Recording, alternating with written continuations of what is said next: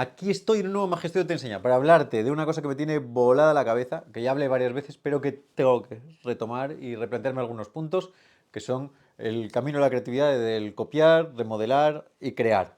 Porque estoy haciendo un curso, bueno, pero luego te hablo de ello. Antes déjame hacer la parte publicitaria. ¿Por qué? Porque ¿qué estaba haciendo antes de grabar esto? Estaba grabando más cosas, estaba terminando de grabar el curso dedicado al pañuelo que cambia de color, que se verá en los Secret Files a partir de la semana que viene, creo. Un curso fantástico que va a venir el manicolor para que te lo imprimas, para que te lo puedas fabricar en casa o que compres un producto comercial con el que te imprimas, el que está diseñado por nosotros. También lo tendremos en nuestra tienda, en el curso completo para que puedas comprar con el manicolor, que además te vendrá el archivo para imprimírtelo en 3D si te apetece, en color cremita y en color negro. Un trabajo que me lleva mucho tiempo y que por fin está.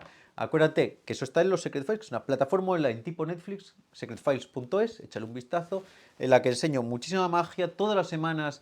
Añado contenido. Este fin de semana toca mi estudio sobre un juego de Renlavant, el Duelo al Oeste, una de las cosas menos populares suyas, pero una de mis cosas favoritas con todas mis alternativas, que de hecho va a entrar en mi show nuevo. Y échale un vistazo, secretface.es. Y además para la tienda estoy terminando, entre otras muchas cosas, las nuevas carteras de vistazo. El modelo es el mismo que el anterior en funcionalidad, pero estas son más grandes para poder utilizar tarjetas muy grandes o incluso cartas para los juegos. Estoy muy contento yo, son por petición, pero creo que voy a empezar a hacerlas para la tienda normal.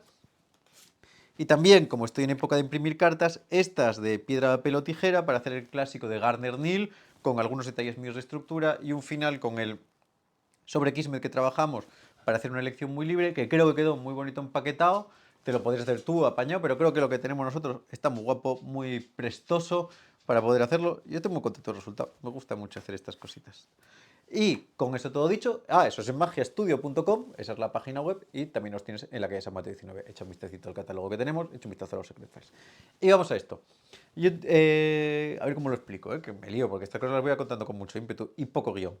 Desde hace unos meses, yo siempre, lo digo siempre, soy un obseso de los videojuegos, pero me dio por aprender a programar a nivel amateur. Soy de Superletras, así que soy un zote con esto. Y hay un motor de diseño de videojuegos que se llama Godot, que es gratuito. Y, bueno, no importa que sea gratuito, porque los otros también son con licencias de estas. Vuelvo al tema. Y estoy aprendiendo. Y me apunté a un curso de una página web que se llama GD Quest, en el que enseñan a programar desde cero aplicado al GDScript, que es el motor, el lenguaje de programación de Godot. Y me doy cuenta de que muchas veces aprender algo de cero, o sea, ponerte a aprender algo, igual cuando lo decía cuando empecé a aprender a costura, es muy importante, sobre todo para los que nos queremos dedicar en cierta medida a enseñar, porque nos pone un poco en perspectiva con el proceso de aprendizaje en nuestra propia carne. Cuando ya sabemos de algo de magia, yo puedo especular, pero no lo siento. Lo bueno es que, aunque esto sea un territorio totalmente distinto, me encuentro en las distintas fases en las que se encuentra gente cuando habla conmigo. Y eso me ayuda a ponerme los pies en la tierra y dar un poco cuenta mejor de algunos consejos. Así que estos consejos van de un aprendiz a un aprendiz. Lleves mucho tiempo, un poco, porque siempre somos aprendices, pero me pone la perspectiva que me da el saber un poco más de algo y estar aprendiendo algo de cero. Y es porque el curso este de GD Quest dura un montón de horas y enseña a programar. Y durante mucho tiempo haces muchos programitas que están súper guapos, toys y juegos pequeñitos. Y al final hay un proyecto final que es hacer un juego más o menos así apañadete. Pero llevas un montón de horas, llevo un montón de tiempo haciéndolo. Y al final te dice, y ahora con esto termina la primera fase del proceso de aprendizaje, que es copiar. Y llegamos a la segunda, que es adaptar, antes de que llegues dentro de mucho tiempo a la tercera, que será crear. Y dice además, ¿te sorprende que la primera parte sea copiar dure tanto tiempo? ¿Crees que es más corta? No, siempre es larguísima y tiene que ser larga porque es un proceso de adaptación, de creación del lenguaje, que nos lleva al otro y además seguir acompañándote. Yo pensaba como, claro, en magia siempre nos lo planteamos de la manera que la parte esta primera, en la que lo que estamos haciendo es simplemente reproducir juegos de otros, la vemos un poco mal, salvo que no sea un gran intérprete. Y muy pronto queremos ir pasando. Y ahora me doy cuenta de que no, que la primera parte de copiar tiene que durar mucho y acompañarnos toda la vida. Y yo me lo pongo en mis carnes y luego me observo y me doy cuenta de que eso es así. Y hoy te voy a hablar un poco de esas tres fases, cómo se le tiene que sacar un poco también, cómo creo, que esto siempre la gente opina, yo veo que la gente cada vez opina más como realidades absolutas, pero esto es lo que opino yo. Simplemente totalmente falible y dentro de un ejemplo que además viene cambiado últimamente de mi visión anterior. Hay esa primera fase que es de copiar, que yo creo que nos acompaña toda la vida. Con el que copia, lo que me refiero es a simplemente coger un juego de un libro, leerlo y hacerlo. Y ponerse ahí con ello. O Yo no diría tanto, la gente que me lo dice mucho, lo de coger un vídeo de YouTube y hacer el juego y copiarlo, pues no sé si es tan válido.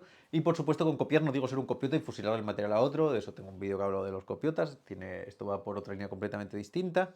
Y tampoco voy a hablar del intérprete, que sería ese papel de la persona que, sin hacer material propio, lo que hace es, como dice muy bien Merpring, ¿no? En vez de crearlo, criarlo y acompañarlo con pequeñas modificaciones hasta convertirlo en una gran obra. Hablo del proceso de aprendizaje a través de la repetición de un material siendo sano. Es importante, y yo creo que el problema muchas veces es que no nos damos cuenta a la hora de hacerlo del beneficio que podemos sacar de él. Y al no tener esa intencionalidad, no le estamos sacando el partido necesario y no nos está permitiendo que evolucionemos a través de él. Esa primera parte de copiar, en la que yo veo un juego que me gusta y lo hago, puede servir en un primer estatus muy cortito de la magia simplemente para empezar a divertirnos, para empezar a aprender a jugar con la magia. También, en cierta medida, para ir obteniendo experiencia. Esas dos partes siempre van a estar y esas son necesarias. Pero no son los objetivos únicos y finales, ni son lo único que nos puede aportar. Lo que tenemos que hacer a través de la copia, de esa primera etapa de imitación, que sería mejor decir imitación que copia, ¿no? La primera etapa de imitación, que también es una etapa que en los niños es muy importante y en nuestro periodo de aprendizaje de todo es fundamental, es que la imitación se produzca a nivel consciente. Quiero decir, yo cada día disfruto más, ya desde hace bastantes años, de trabajar y hacer material que no es mío y al que intento no aportarle nada más que mi personalidad a ese nivel un poco más de intérprete o pequeños gestos, pero intento no cambiar nada. Y para mí fue un proceso muy, muy bonito porque yo me divido mucho entre los dos aspectos. Me cuesta mucho ese intermedio de modificar. Puedo hacer o mis cosas que son muy mis cosas, mejores o peores, pero muy mis cosas, o cosas muy clásicas. Y disfruto mucho de hacerlas. ¿Por qué? Porque creo que ahora mismo estoy en el mejor punto hasta ahora para ese proceso de imitación. Porque ahora cuando estudio, ahora estoy eso, preparando esto y acabo de hacer el Divergent Silks de Vernon, me permite imitar, pero ir entendiendo por qué lo hago, ¿no? Siempre volvemos a esta cosa de siempre, que no es lo mismo imitar por imitar que entender por qué estamos haciendo cada cosa. Entonces, una vez que nosotros estamos en esa fase, en la primera, que de verdad digo, nos tiene que acompañar siempre, creo que es una labor muy buena para todos nosotros, los que llevan más o los que llevan menos, es coger de tanto en tanto un juego clásico, una cosa buena, y hacerla tal cual está hecha, sin pensar en intentar modificarla, en ese primer aspecto. Eso lo dicen todos mucho en los libros clásicos, al menos hazlo una vez como en el libro y luego ya lo harás. Pero no, hacerlo mucho tiempo para aprenderlo. ¿Por qué? Porque ese proceso de imitación a nivel consciente en el que tenemos que intentar meternos en la cabeza del autor para ver de qué va el asunto de verdad, nos va a permitir un crecimiento mucho mayor. Ese análisis es muy, muy importante. Y claro, yo antes pensaba, esto es una cosa a superar para crear lo tuyo. No, no, no, no. Este es un proceso que nos tiene que acompañar siempre porque lo que nos está ayudando es a ser mejores exploradores en la magia, entender mejor las cosas que en primer término se nos pueden haber escapado de la concepción de alguien, de las actividades, de qué es lo que hacemos, cuáles son las normativas de la magia, todo ese tipo de cosas. Y esa etapa, poco a poco, y se va a abrir otra ramita. Esa etapa se sigue esta línea siempre, creo, y a partir de un momento sale otra, pero que se camina en paralelo, que deberemos cuidar las dos, que es la de la remodelación, la de la adaptación, que es la que a mí personalmente más me cuesta y que menos me gusta. La verdad es que no soy muy fan de ella a nivel personal porque no me siento cómodo con ella, pero envidio mucho a los que sí lo hacen, que es la capacidad de dedicarle mucho tiempo a versionar juegos clásicos hasta convertirlos en cosas de uno. Yo le dedico mucho tiempo, sobre todo por los cursos, por las clases, y me encanta, pero no, yo personalmente no siento que mi labor autoral ahí esté muy así. Creo que en esos casos puede que una sensibilidad artística esté posicionada, pero siento que trabajo más de oficio. Lo que estoy haciendo es ponerme yo, no como oficio como de trabajo, sino como de artesano, que lo que pongo es mi pericia, mi sensibilidad, intentar hacer que la vasija Travelers sea lo más mía posible, pero seguirá siendo siempre la vasija Travelers, sin que yo pueda hacer nada al respecto. Aún así, creo que es una etapa que se tiene que producir en paralelo. ¿Por qué? Porque nos invita, y esa es muy importante tenerla, creo que es muy importante, porque nos invita a analizar lo que en la parte de imitar hacemos de forma limpia, que es atraer para nosotros toda la información posible y ese proceso de aprendizaje. En esta le añadimos la esfera crítica, que es muy importante, que es todo ese conocimiento y ese entendimiento nos va a permitir tener una visión crítica de lo que nos gusta, no nos gusta, lo que nos funciona mejor y lo que nos funciona peor de un efecto y por dónde sentimos que se tiene que llevar. Con lo cual, nosotros lo que estamos haciendo en el otro caso, estamos permitiendo que un efecto nos empape y en este estamos empezando a imponer nuestra visión sobre un efecto tradicional. El problema muchas veces, que creo que ocurre, es que cuando pasamos a la fase de adaptación, empezamos a obviar la fase de imitación y nos negamos el aprendizaje y la contraposición de una situación y otra. Muchas veces yo creo que está muy bien ir versionando algo y volver a hacer la versión original. Versionar y volver a hacer la original. Y tener ese diálogo que se puede producir entre la versión original y nuestras modificaciones.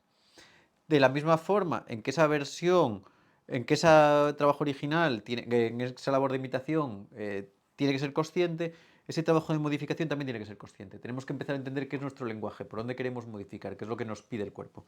Yo lo pienso, por ejemplo, en los juegos, ¿no? En lo que te estoy diciendo de lo que estoy haciendo. En la primera etapa solamente picaba código, copia y pega. Luego al final ya me di cuenta de que eso ya simplemente, esa primera etapa de solo copia y pega está bien porque me permitió mecanizar las teclas y lo que tenía que hacer. En la segunda ya imitaba, pero intentaba ir un paso por delante, ¿no? Antes de que dijera cómo se hacía, pensar yo cómo se hacía y luego ya lo imitaba y entonces ese trabajo va haciendo. Y en la fase de modificación yo ya empiezo a entender y empiezo a intentar entender qué es lo que a lo mejor de esta mecánica no me gusta y cómo la puedo modificar. Pero luego también miro la que ya está y digo, a ver, ¿qué es lo que no entiendo yo al hacer lo mío? ¿Cómo está? Y me permite además ver la mía en oposición a la otra, siempre con la visión más abierta posible para que no tenga esa sensación de que la mía es mejor. Pero una cosa que estoy aprendiendo mucho es eso que creo que es verdad, que esas dos visiones tienen que ir en cierta medida en paralelo, con esa idea de que lleguemos a la creación de nuestras cosas propias. Pero eso yo como si ves que dibujo, siempre lo hago aquí en el tapete, ¿no? Hago así, estas dos van así y estas discurren en paralelo, pues la nuestra propia saldría así y empezaría a hacer esta cosa así, a la vez, a lo loco, interseccionándose en las otras, jugando y permitiendo que eso crezca.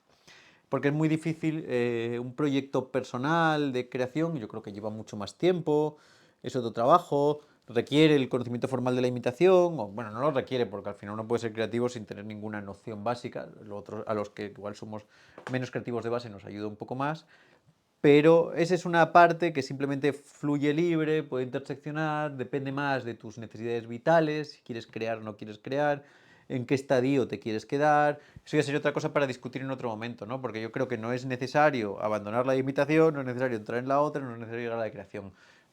Son tres vías totalmente posibles, totalmente compatibles, que nos permiten jugar con la libertad que queramos.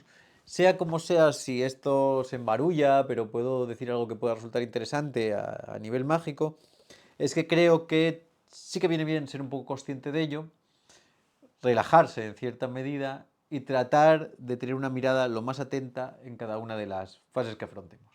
Ahí queda esto. Espero que hoy no ha sido muy embarollado, porque es una cosa que siento más que pienso todavía, y eso siempre lo hace todo muy difícil. Acuérdate de echar un vistazo a secretfiles.es, a magestudio.com y a todas esas cosas que hacemos. Y con todo esto nos vemos en el siguiente vídeo.